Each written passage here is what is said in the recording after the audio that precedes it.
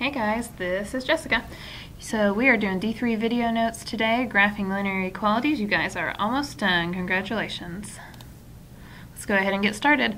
Steps for graphing our inequalities is that we first need to have the inequality in slope-intercept form. And what that means is that we are solving the equation for y. We begin just like any other time. We first plot the y-intercept. And then using the slope, we get our second point, okay? So we're graphing a solid line for inequalities that are greater than or equal to or less than or equal to. And we're graphing a dotted line for inequalities that are greater than or less than, okay? So we need to pay attention to those signs and think about the greater than or equal to has a solid line under it, so that can help you to remember. All right, let's go ahead and start with example 1.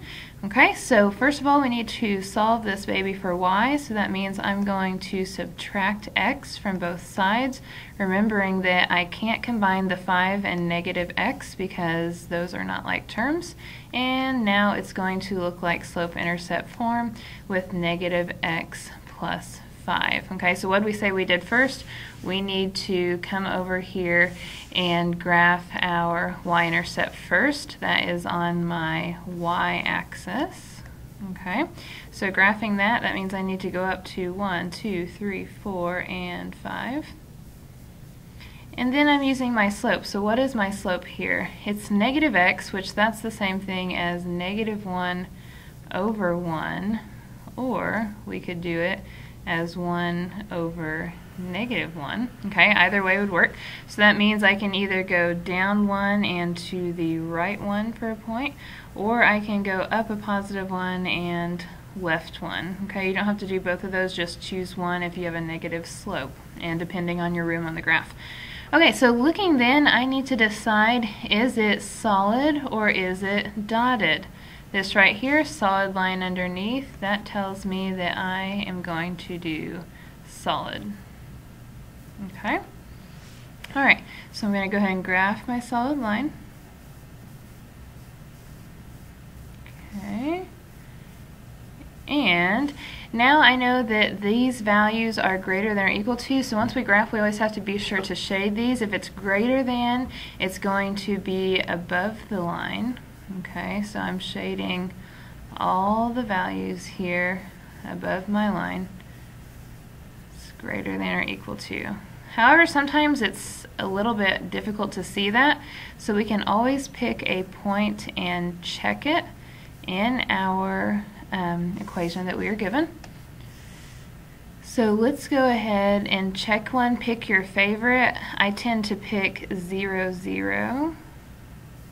If it's not on the line, sometimes we have a line that goes through the origin there at 0, 0, and we can't use that line that makes it easy for us. Okay, so if I'm checking a point to see where I'm shading, then I'm plugging in for x and y. Like I said, I chose the origin, so I'm plugging in 0 for x as well as 0 for y, and I want to know, is that greater than or equal to 5? So really, 0, is that greater than or equal to 5? Okay? And no, that is a false statement. Okay? So since that is a false statement, then I'm not going to include it. Okay? So I'm going to say don't include.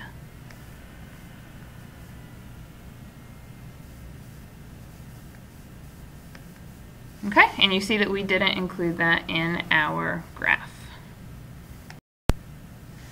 Working on example 2, we're going to graph this one first by plotting our y-intercept at negative 2. This one we have a slope of 4/3, so I'm going to go up 1, 2, 3, 4, and to the right 3. Okay, and if you look here, what do I have? I have a less than or equal to, so that means that that one is going to be dotted. Okay, so I need to draw in a dotted line here and extend it all the way out for our graph. That graphing tool on my math lab will do this for you all. Okay, and then I need to know where to shade. Okay, so once again, my origin 0, 0 isn't included on this line, so I can use it as a test point. So if I use 0, 0, then for y, that means 0 is less than 4/3 times 0. Putting that in for x and subtracting 2. Okay, 4/3 times 0, that's just 0. So is 0 less than -2? Well, I think that 0 is greater than -2. So once again, this is a false statement. So we don't include that point, and instead we're going to shade the area of the graph that doesn't include -2. Example 3, I want you to do that one on your own and ask questions if you have them and get it checked so that you have it correct and know how to do that for your notebook and for your quiz and test. Moving on to example 4, this one's a little bit different. We are going to still solve it for y. Okay, so if I do that, I have multiplication, so I need to divide by a -3 on each side, excuse me. Though, I divided by a negative, okay? Inequalities, whenever I multiply or divide by a negative, that means that this sign has to change, okay? So I'm changing my sign right away before I do anything else, before I forget. And so now I have that all situated, and I divide this out to be a 1, -3 divided by -3, and I'm left with y is greater than -2/3 x. Okay, so that one looks a little bit funky, looks a little bit different than what we've been doing, but I want you to keep in mind that this is the same thing as -2/3 x plus 0. Okay, so this is a case to where whenever I go to graph this one, my y-intercept is the origin, it is 0, so here's where I talk about if we use a point to check for our shading, we're not going to be able to use 0, 0, we can pick another one though. Okay, and so then whenever I do this, it's a negative slope, I'm going down 2 into the right 3. Okay, once again we have a dotted line because it is not equal to, so we don't include the points on that line. Don't judge my crooked line here, okay? I don't have a straight edge. And so whenever I go to check a point, one that's not on the line that would also be easy to check, I think, is I'm going to pick my old buddy 1, 1. Okay, because that's going to be easy to plug in.